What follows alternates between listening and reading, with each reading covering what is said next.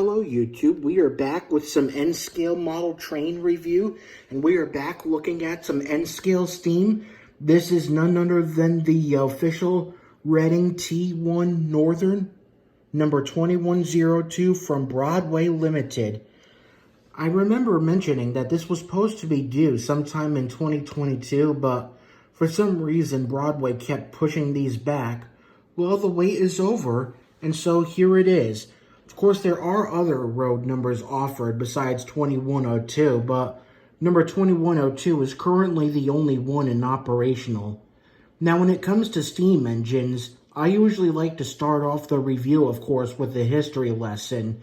There was really no history needed behind the scale train's diesel engines because those are already out on the rails and all. But when it comes to steam engines, they deserve a little bit of a history in the background. So to begin with, this locomotive is what's known as a T1 Northern due to the fact that it is on a 484 Northern wheel arrangement. And for those of you who remember my review on UP 844, the reason why we call the 484 wheel arrangement of the steam locomotive Northern is because of how the Northern Pacific Railroad, being the first of those railroads to, well, start off significant use with this wheel arrangement. So it's on behalf of Northern Pacific that these are called Northerns. And I decide to call these the T1 Northern, as the Pennsylvania Railroad, the Reading Company would call them T1s. I'm not sure what T would stand for. But anyway, these locomotives, along with the 2102, has an interesting history. It was originally built, believe it or not, in the Class 280 consolidation by the company known as an I-1, or better yet, an I-10 assay consolidation. But as more power was needed, eventually in 1945, it would be lengthened to a 484 Northern configuration at the Reading shops. And then these were used in revenue service to haul heavy coal trains until they were retired, and then eventually 2102 would do excursions such as the Iron Horse Scrambles with number 2124, which is on display right now over at the Steamtown National Historic Site. There's also number 2100, which is now on display at the Baltimore and Ohio Railroad Museum, still dressed up in the American Freedom Train livery. And now there's 2122, who also had some interesting excursion history before being ended up where she is right now, such as Midwest Steam Tours in Detroit. Heck, at one time she was even decorated as a Delaware and Northern locomotive. Actually, Delaware and Hudson, it's pronounced. And it's pretty interesting because she also had smoke deflectors reminiscent of elephant ears, like you see on UP 844. Heck, even one time, it even provided excursion service around the banks of the Greenbrier River in West Virginia, making a connection with the Cass Scenic Railroad in Cass, West Virginia. It even did a nice double-header over on the Horseshoe Curve, but there was a problem which caused Conrail to ban the steam program until, I believe, around the 1980s was when it was purchased alongside the 462 Pacific as 425, as we all know. And that's what the 2102 is famous for, being the stablemate of 425. And I heard that's when it was known as the Blue Mountain in Reading. And in 1998 is when those two locomotives would eventually double head. The last excursion, I believe, was not until 1991, and then took a hiatus ever since. Then around 2016 was when it would be pronounced, or better yet, announced, when it would gonna have interest in restoring this locomotive to operation. And so ever since 2022, well, it became successful. Sorry about that crash noise if you heard that. I have an ice machine working upstairs as well, and it's really loud.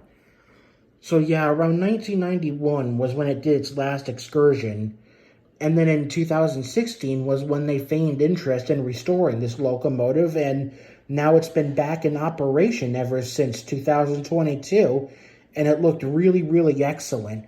And I remember on August 13th, about the time when I was reviewing my two versions of the RBMN 425, that's when they were getting ready to double head on August 13th, and that was to celebrate the current owner of the RBMN, often known as the Reading and Northern for short.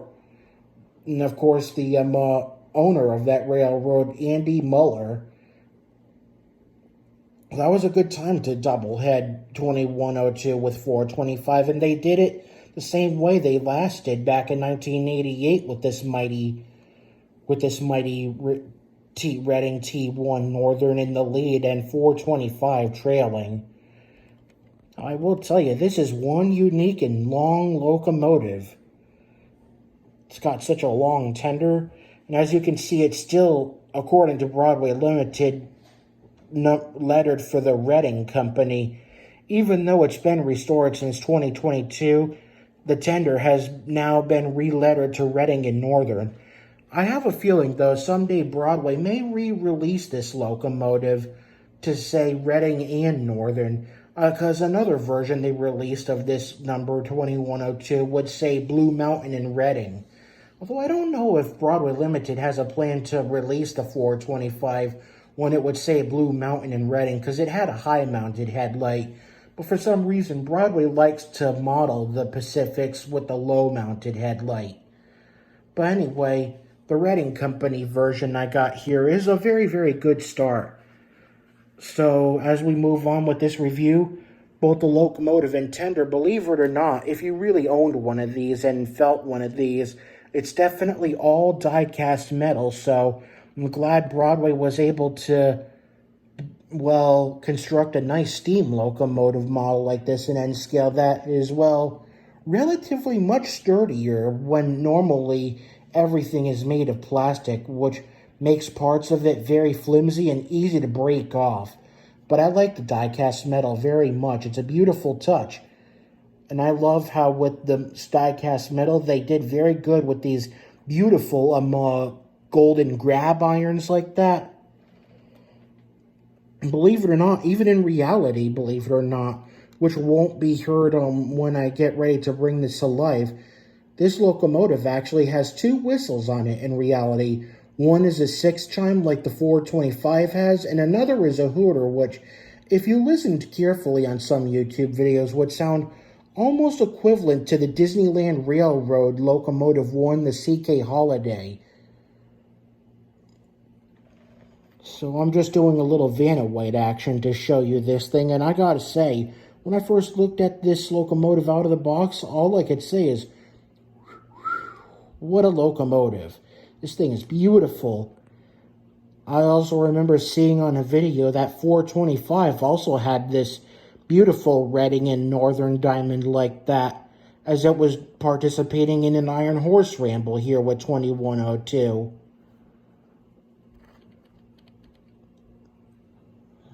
So yeah, this is quite a locomotive here. One of the coolest features about this locomotive is that, along with the N-Scale Big Boys by Broadway Limited, and eventually the upcoming release of the N-Scale Challengers by Broadway Limited, they are among the very, very first N-Scale locomotive that actually has a smoking unit, as you can see down the smokestack. If you see something that's silver like that, there is supposed to be some smoke, but it doesn't synchronize with the number of the chuffs per revolution of the wheel.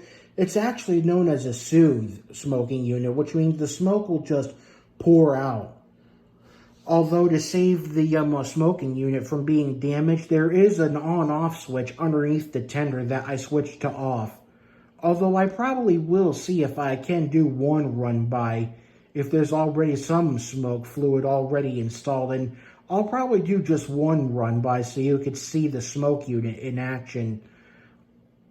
It is recommended, though, if you do have an HO or as of now an N-scale steam locomotive like this that is equipped with the smoking unit, you gotta always refill that smoke fluid and put it in there. Otherwise, it may cause damage to the smoke unit. So the best way to save it is to, well, simply not use it. So that's my advice on the smoke unit. Other than that, I gotta say, this thing is very finely detailed. Yeah. Love those golden grab irons like that. Very crisp number 2102 numbering on the cab.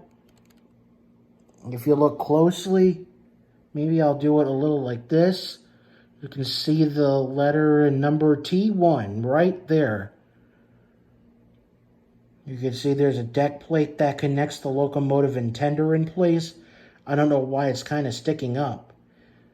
And I don't mind how it's lettered on the tender for just the Reading Company. You never know. In reality, they probably might have the word Reading written on the tender. The back of the tender looks very, very beautiful as well. You got your backup light, which should be in operation. You got a diecast coal load that's made of diecast and all. And I like how this is diecast instead of plastic. That way you got a little more durability.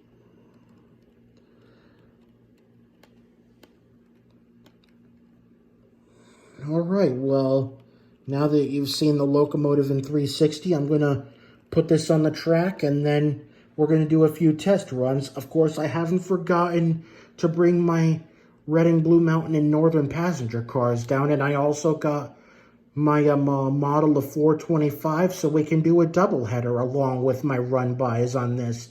So let's get it set up on the track and ready to go for the first time ever. And we are here looking at the locomotive on the track. Took me quite some time because these 484 Northern wheel arrangements can be tricky to get on N-scale track, especially Bachmann Easy Track from a set that has the re-railer on curves rather than straight track, but I got it. I've already given it some test runs. It runs pretty good. I've already got it connected to my 5 RBMN passenger cars that I had 425 pull. And believe me, you will see 425 very soon double heading with 2102. But right now, 2102 will start off. And I know 5 cars does seem short for a typical consist that goes from Reading and Port Clinton to Jim Thorpe, but it's a good start for now. Anyway, so locomotive looks very, very nice. Also has a relatively, I gotta admit, jerky run, but it smooths out eventually as you get the speed steps going. So I'm simply gonna unmute this locomotive and let you take a listen to this thing.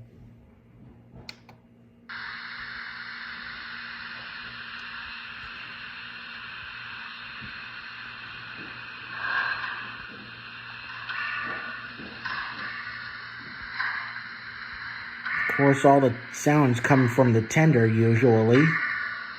Now let's activate the headlight and you'll hear the dynamo.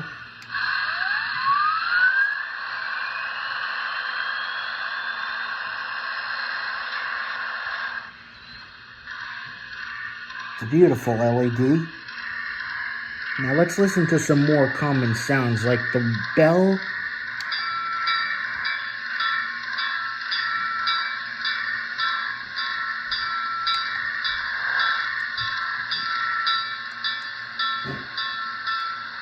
Whistle.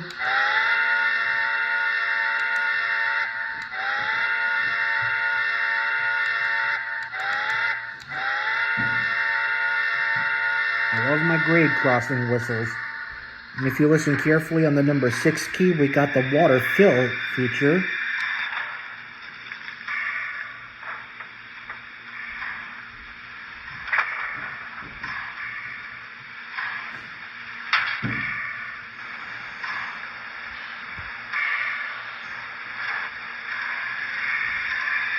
Hear the water going in?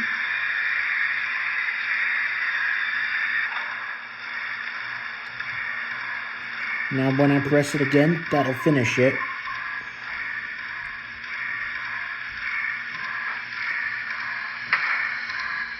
So I gotta say, this is a beautiful locomotive. And I got two YouTubers that I gotta shout out to. One of them is called Outdoor and Adventure.